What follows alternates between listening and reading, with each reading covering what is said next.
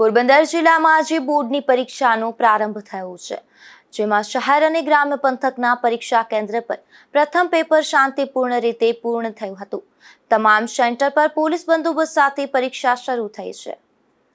ગુજરાત માધ્યમિક અને ઉચ્ચતર માધ્યમિક શિક્ષણ બોર્ડ દ્વારા આજથી સમગ્ર રાજ્યમાં ધોરણ 10 અને 12ની પરીક્ષાનો પ્રારંભ થયો છે, ત્યારે પોરબંદર જિલ્લામાં પણ બોર્ડની પરીક્ષાનો આજથી પ્રારંભ થયો છે, જેમાં જિલ્લામાં 17 કેન્દ્રોમાં ધોરણ 10માં 7,258 છાત્ર, ધોરણ 12 સામાન્ય પ્રવાહમાં 3,883 અને ધોરણ 12 વિજ્ઞાન પ્રવાહમાં 413 છાત્ર પરીક્ષામાં નોંધાયા છે। પોરબંદર જિલ્લામાં ધોરણ 10 માટે 10 કેન્દ્ર અને 31 બિલ્ડિંગ, ધોરણ 12 વિજ્ઞાન પ્રવાહ માટે 1 કેન્દ્ર અને 2 બિલ્ડિંગ તેમજ ધોરણ 12 સામાન્ય પ્રવાહ માટે 6 કેન્દ્ર અને 15 બિલ્ડિંગ ખાતે પરીક્ષા યોજાઈ હતી।